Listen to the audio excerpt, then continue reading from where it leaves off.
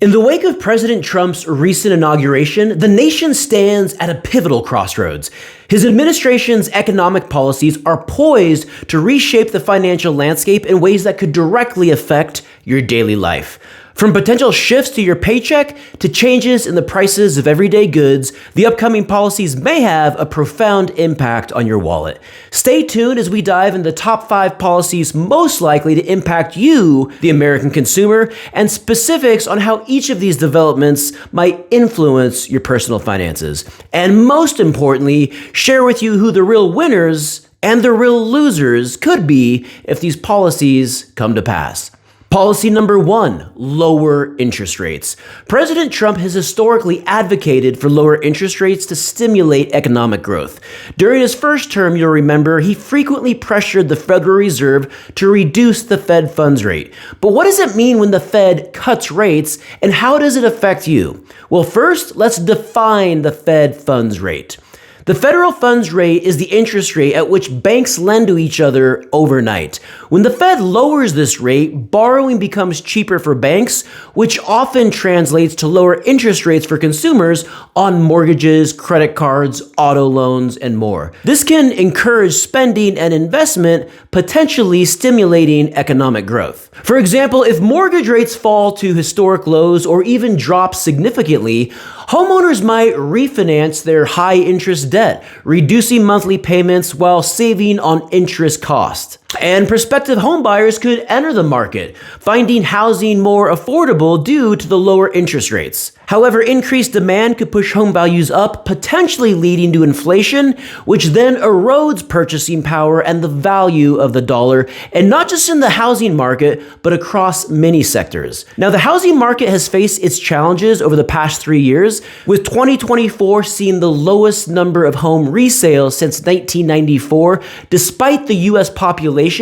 being larger by over 80 million. This slowdown is attributed to the rapid increase in interest rates over a short period, which has paralyzed the market. Trump's policy to lower interest rates could unlock consumer spending and provide a much-needed spark to one of America's most important industries, but it's not without its risks. So who wins and who loses if Trump has his way and interest rates come down? Well, the winners are going to be consumers with variable rate loans or those planning to borrow for major purchases, such as homes or cars, who would benefit from lower interest payments. And professionals in industries where a rate-friendly environment allows for increased business. Losers would be savers and retirees relying on interest income from saving accounts or fixed income investments because it is likely they would see reduced returns.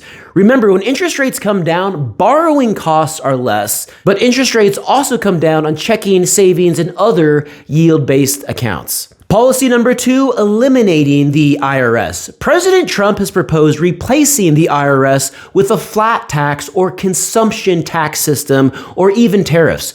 This proposal aims to simplify the tax code and reduce administrative costs. A simplified tax system could lead to lower compliance costs for individuals and business. However, critics argue that such a system might disproportionately benefit higher income individuals and could lead to reduced government revenue, potentially affecting public services. President Trump has long criticized the Internal Revenue Service, advocating for its elimination to simplify the tax system and reduce government overreach. During his first term, he proposed replacing the income tax with a national sales tax, aiming to streamline tax collection and promote economic growth.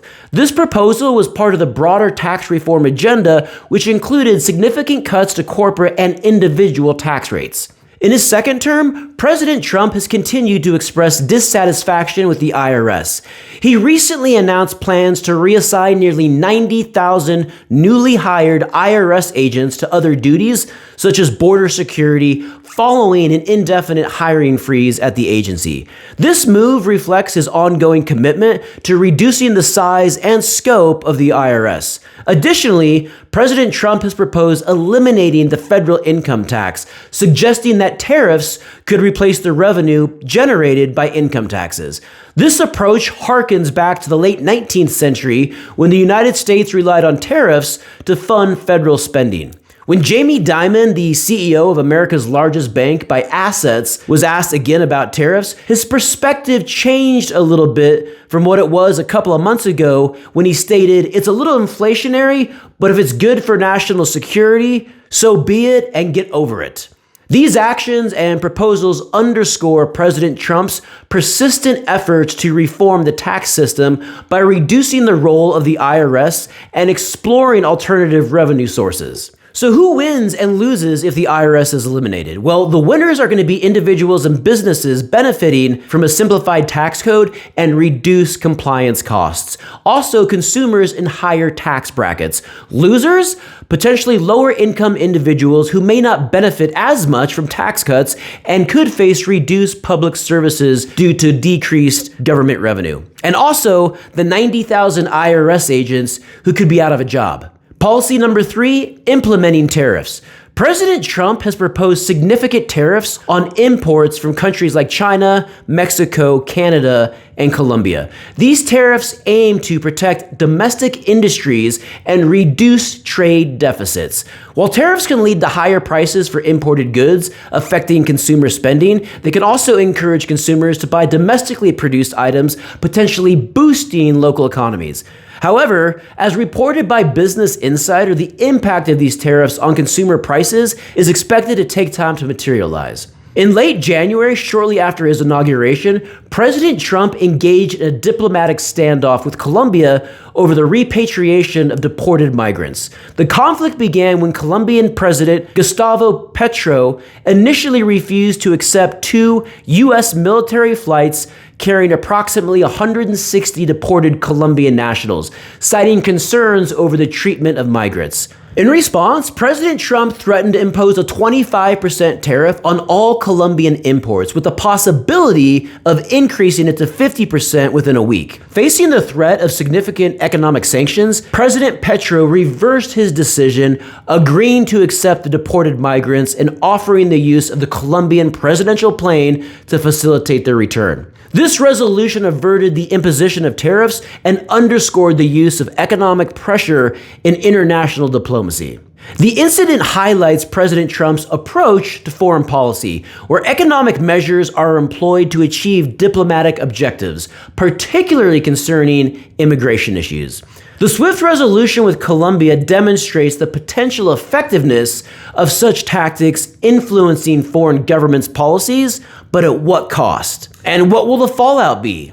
Only time will tell. So who loses and who wins on tariffs? Well, the winners are going to be domestic manufacturers, and workers in protected industries may also benefit from reduced foreign competition. Made in the USA and American business are also winners.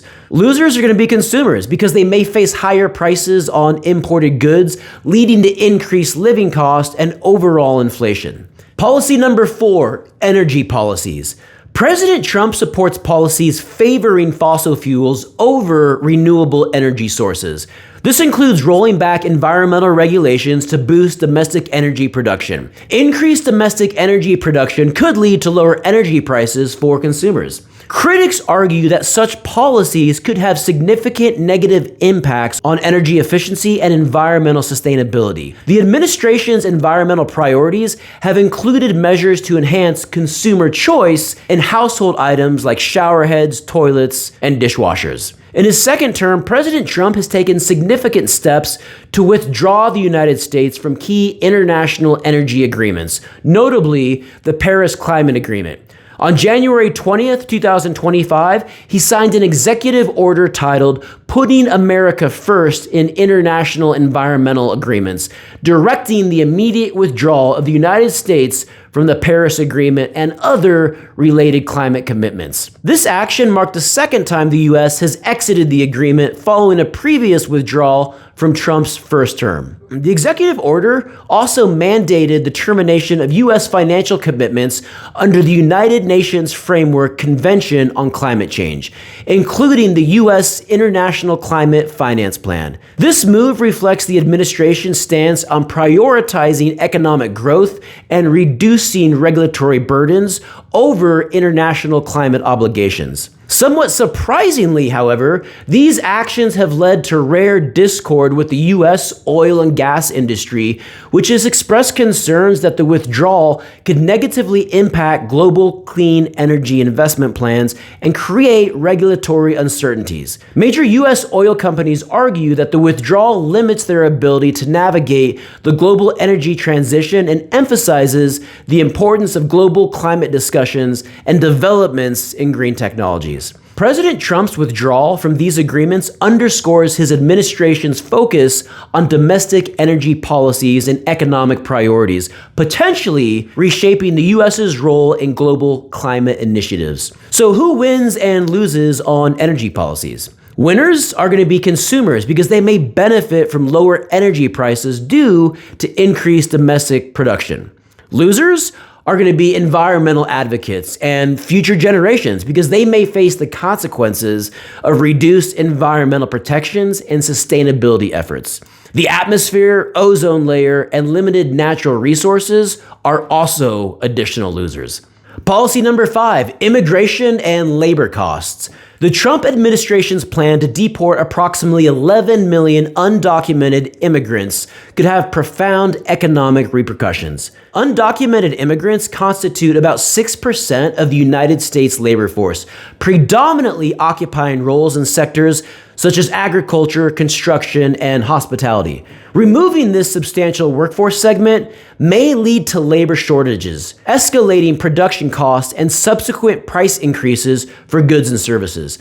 A study from the University of Colorado indicates that for every 11 immigrants deported, one U.S. citizen could lose their job due to the interconnected nature of the economy.